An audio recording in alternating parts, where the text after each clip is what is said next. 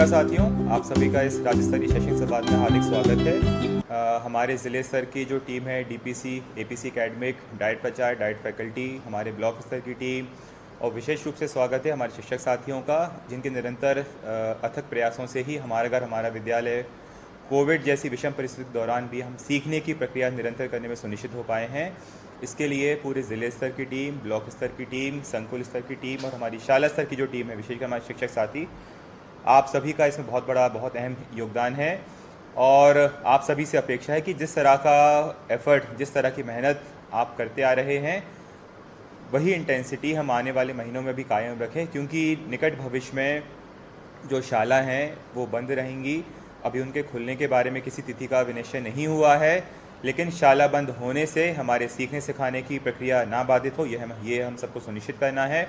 और निश्चित तौर पे मुझे आशा नहीं, पूरा विश्वास है कि जिस तरह से आप मेहनत करते आ रहे हैं, आने वाले समय में भी हमारी जो प्रगति है हम उससे और अच्छा कर पाएंगे। आज के संवाद में 4 मुख्य विषय हैं जिस पे हम चर्चा करेंगे। पहला है हमारा घर हमारा विद्यालय कार्यक्रम के क्रियान्वयन की समीक्षा। दूसरा, हमारा घर हमारा विद्यालय कार्यक्रम के अंदर भाषा कौशल को और विकसित करने के लिए, बच्चों को रीडिंग के लिए प्रोत्साहित करने के लिए एक नया अभियान हम 24 अगस्त से लॉन्च करेंगे, जिसका नाम है खूब पढ़ो अभियान। इसकी जो रूपरेखा है, इसके संबंध में हम संक्षिप्त चर्चा करेंगे। तीसरा जो आज एजेंडा है, सीएम राइज कार्यक्रम, जो हमारे शिक्षक साथियों के प्रशिक्षण का पोर्टल तैयार किया गया है।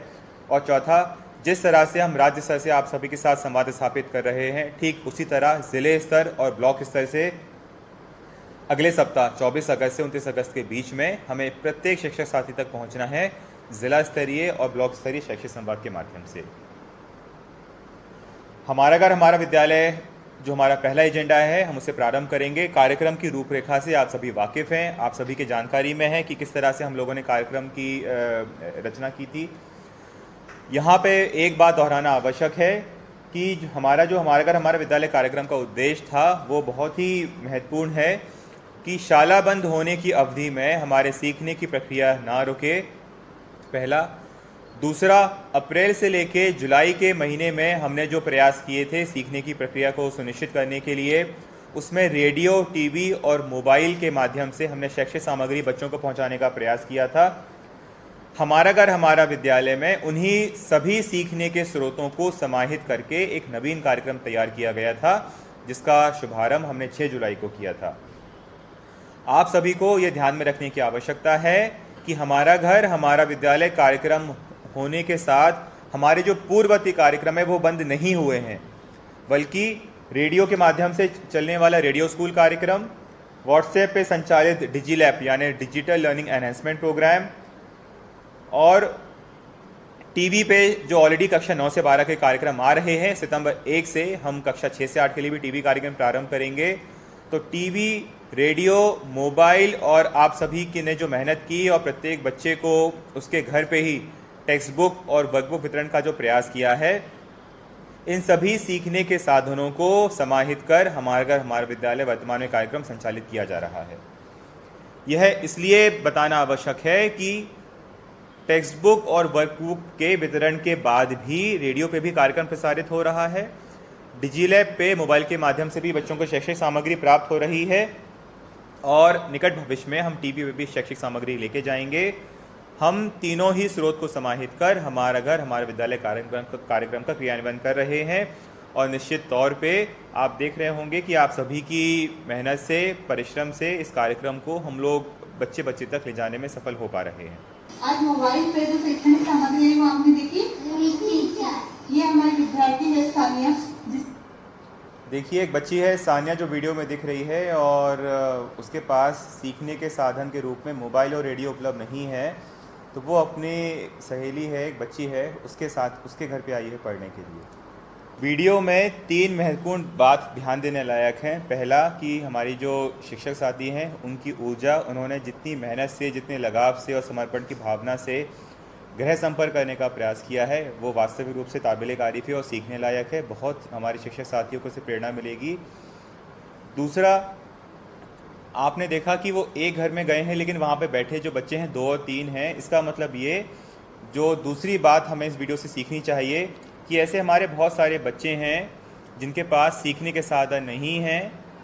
तो वो बच्चे जिनके पास सीखने के साधन हैं उनके घरों में आ सकते हैं, वहाँ पे बैठ के अपनी पढ़ाई कर सकते हैं, व्हाट्सएप वीडियो देख सकते हैं और रेडियो पे अपने कार्यक्रम का प्रसारण भी सुन सकते हैं। तीसरा, हमारे शिक्षक के लिए भी कई बार ये संभव नहीं होगा कि प्रत्येक घर पे जाके बच्चे से संपर्क करना। ऐसी स्थिति में जैसा श्रीमती साधना ने किया कि जिन घरों में वो जा रही हैं वहाँ पे आसपास रहने वाले बच्चों को भी हम इकट्ठा कर सकते हैं और एक छोटा सा इनफॉर्मल मोहल्ला क्लास है उसका संचालन किया जा सकता है।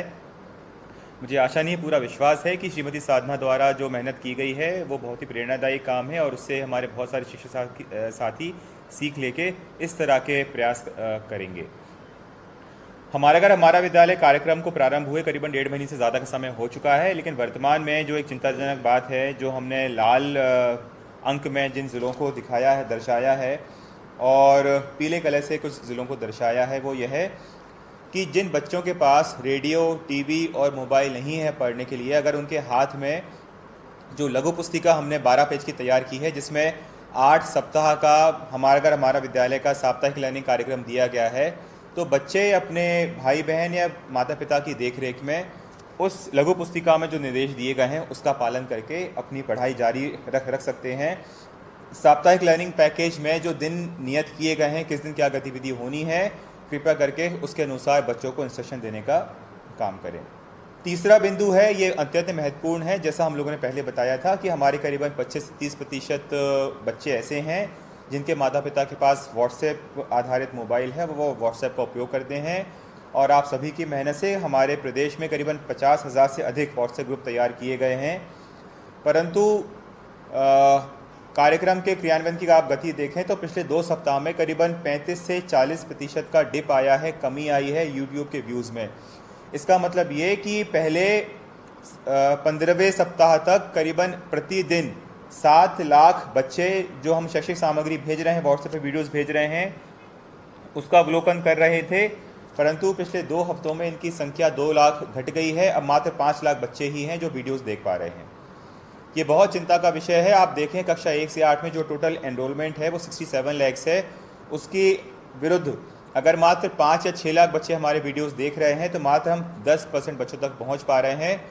जिसमें हमें और सुधार करने की आवश्यकता है। और इसके लिए जो हमारा डिजीलैब सेल बना हुआ है उसको बहुत ज़्यादा मॉनिटरिंग करने की आवश्यकता है। डिजीलैब सेल पे ये निर्देश दिए गए थे कि हमारे जो ज़िले स्तर की टीम है, हमारे प्रोग्रामर्स हैं, डीपीसी हैं, एपीसी एकेडमिक हैं, आप सभी डिजीलैब सेल के माध्यम से इस कार्यक्रम की समीक्षा करेंगे और हमारे जो बीएसी हैं, बीआरसी हैं, सीआरसी हैं, वो व्हाट्सएप ग्रुप पे एंटर होंगे जो टीचर्स ने बनाए हैं और फिर वहाँ पे फीडबैक लेंगे कि हमारे कितने टीचर्स हैं जो वीडियो भेज रहे हैं बच्चों को। इस कार्यक्रम के मॉनिटरिंग में कमी आई है, जिसका सीधा जो प्रभाव पड़ रहा है वो नंबर ऑफ़ व्यूज़ जो पर डे होनी चाहिए उस पर पड़ रहा है। अतः हम सभी को सुनिश्चित करना है कि व्हाट्सएप के वीडियोस देखने की जो कमी आई है, आने वाले 1 सप्ताह में हम इसकी सघन समीक्षा कर, सघन भ्रमण कर, मॉनिटरिंग कर, माता पिता से बात करके सुनिश्चित करें कि बच्चे वीडियोस देख रहे हैं। इस कमी के 2-3 जो प्रमुख एरियाज़ हैं जो रेखांकित करने के लिए हैं कि सबसे ज़्यादा जो कमी आई है वो कक्षा 1 और 2 के बच्चों में आई है 46%, और कक्षा 3 से 8 के जो बच्चे हैं उसमें 30%। और क्योंकि पूरे व्यूज़ में प्राथमिक कक्षाओं का वेटेज सबसे ज़्यादा है, 9 से 12 का एनरोलमेंट वैसे भी कम है,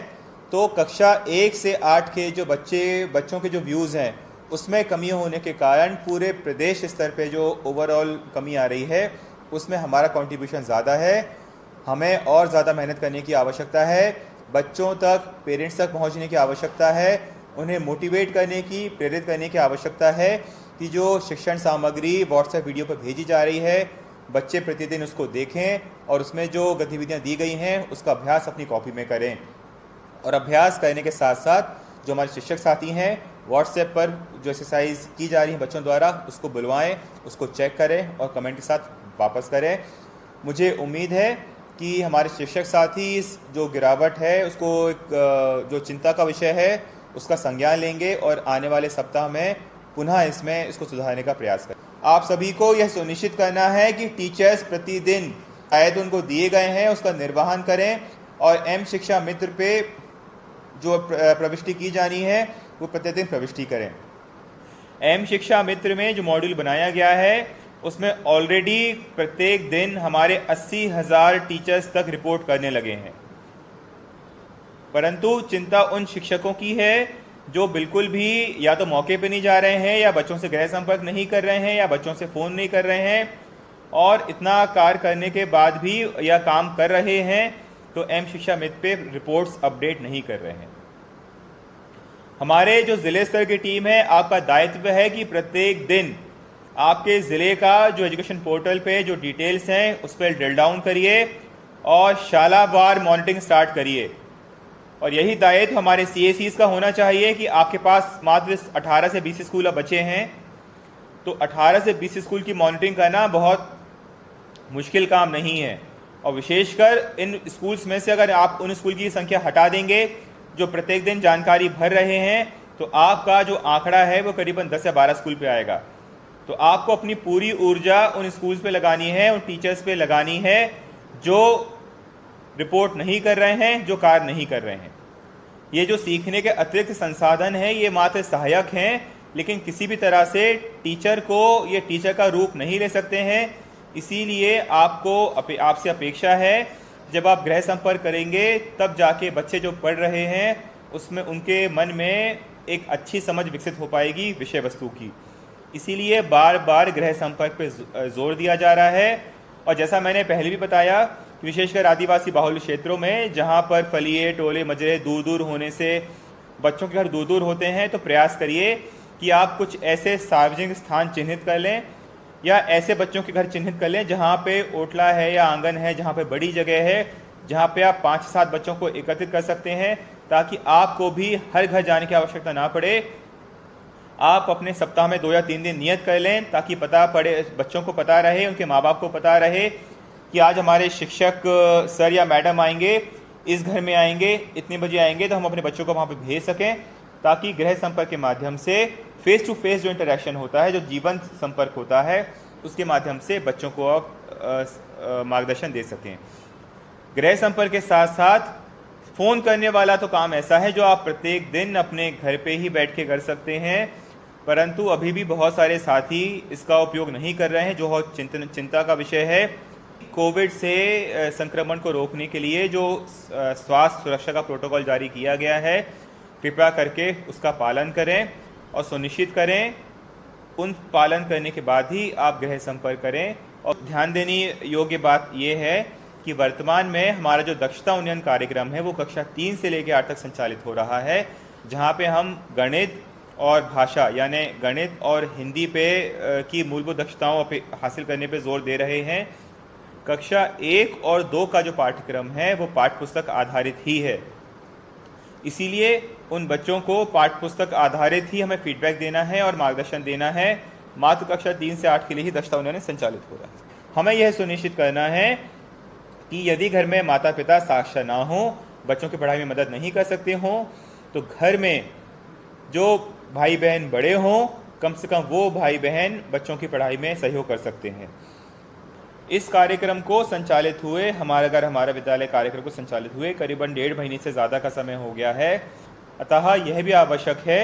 कि हमारे बच्चों ने क्या सीखा, कितना सीखा, किस तरीके से सीखा,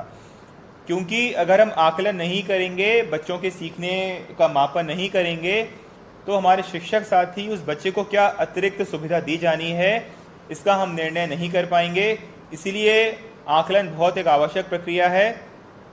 हमने आप सभी के जो चुनौतियां हैं उसको ध्यान में रखते हुए जो आकलन का काम है वो बहुत ही सरल कर दिया है। आकलन की जो प्रक्रिया है उसको बहुत सरल कर दिया है। और आप देख रहे हैं ये एग्जैक्टली सब वही चीज़ है जो हमने पहले से दी हुई है, दक्षता उन्नयन की ट्रैकिंग के लिए फॉर्मेट। और ये हिंदी के लिए है, इस तरह से मैथ्स के लिए भी है। आप देख रहे हैं कि जब आपने ट्रैकर पहले भरा होगा तो आपने यहाँ पे बच्चे का नाम लिखा होगा, यहाँ पे उसकी कक्षा लिखी होगी, और यहाँ पे अलग अलग जो बच्चे ने जो उच्चतम दक्षताएं जो हासिल कर ली हैं उस पर आपने क्लिक किया होगा। उदाहरण के लिए अगर बेस लाइन के समय बच्चा अक्षर के स्तर पे था और एंड लाइन के समय अगर बच्चा मात्रा के स्तर पे पहुंच गया है, तो मात्रा का जो स्तर है वो 18-19 का एंड लाइन का स्तर था, और ये एंडलाइन अब हमारे इस अकादमिक सत्र का बेसलाइन बन जाएगा और हमें फिर आगे के कॉलम में बच्चों की प्रविष्टि करनी है। लेकिन ध्यानपूर्वक यह भी देखना है कि जब आप पहली बार बच्चे का असेसमेंट करेंगे, जब पहली बार आप चेक करेंगे, तो यह भी सुनिश्चित कर लें कि स्कूल बंद होने के कारण बच्चा वापस क्या मात्रा से अक्षर पे तो नहीं आ गया है। ये बहुत महत्वपूर्ण पहलू है और ये तभी संभव हो पाएगा जब आप बच्चे को आराम से बिठाएंगे, गृह संपर्क करेंगे और जो आपके पास टूल उपलब्ध है उसका उपयोग करके आप चेक करेंगे कि बच्चे का वर्तमान में सीखने का स्तर क्या है। और जो निर्देश हमने जारी किए हैं, कल निर्देश आपको नए सिरे से जारी हो गए हैं, उसमें स्पष्ट किया है कि जो आकलन की कार्यवाही है ये सतत रूप से चलती रहेगी और 1 महीने में 2 बार आपको बच्चे के गृह संपर्क जब आप करेंगे तो आपको ये मापन करना है कि बच्चा है वो किस तरह से प्रगति कर रहा है।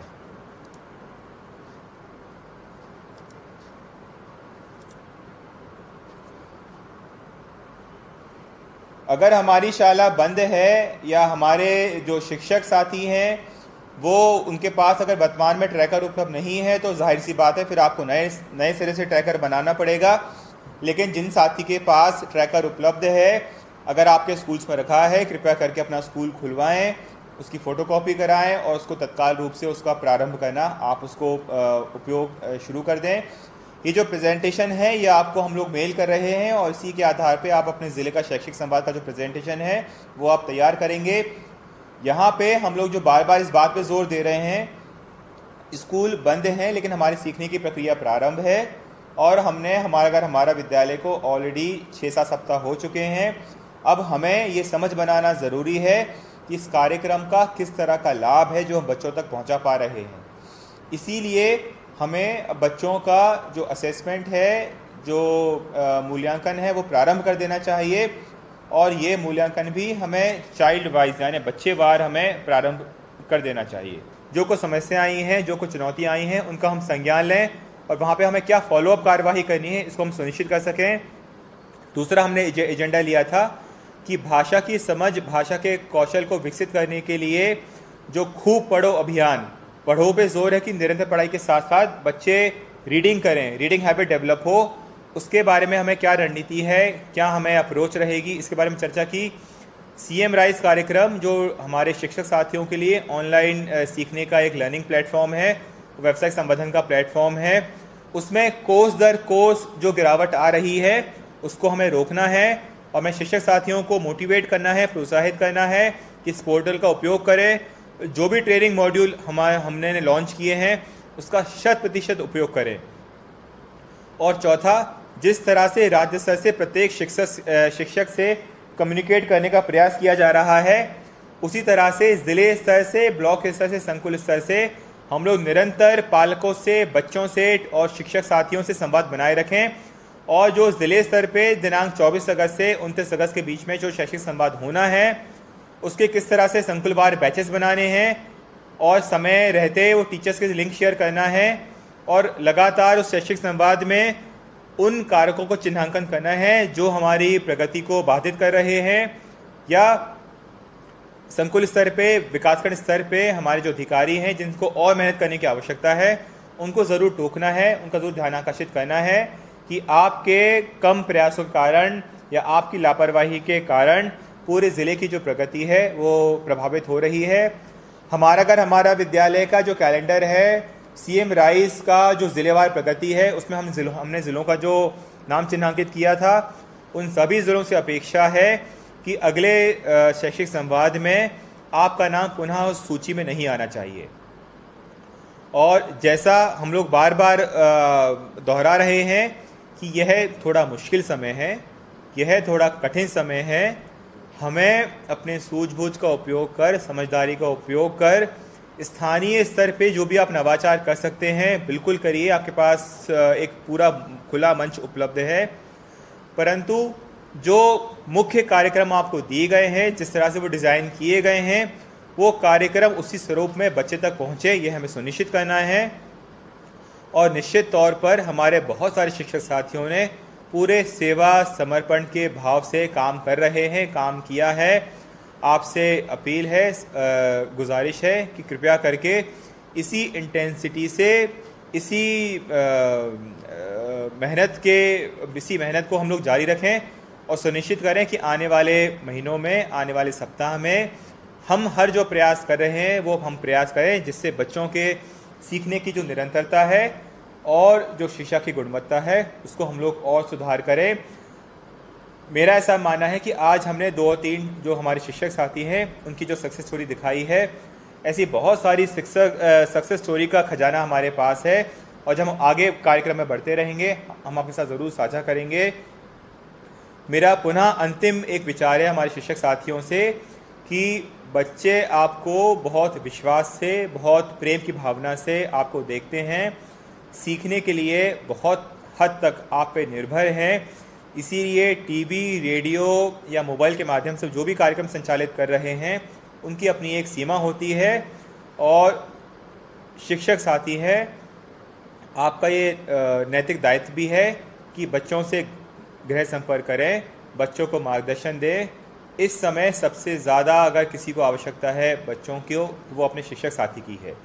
कृपया करके उनसे निरंतर और जीवन संपर्क बनाए रखें और कोशिश करिए कि मोबाइल से, गृह संपर्क के माध्यम से आप ज़्यादा से ज़्यादा बच्चों तक पहुँचें ताकि हमारे बच्चों की जो सीखने की गति है वो बनी रहे और शिक्षा की जो गुणवत्ता है वो हम सुनिश्चित कर सकें। थैंक यू, बहुत बहुत धन्यवाद। आप सभी को बहुत बहुत शुभकामनाएं। ध्यान रखिए, सुरक्षित रहिए। धन्यवाद।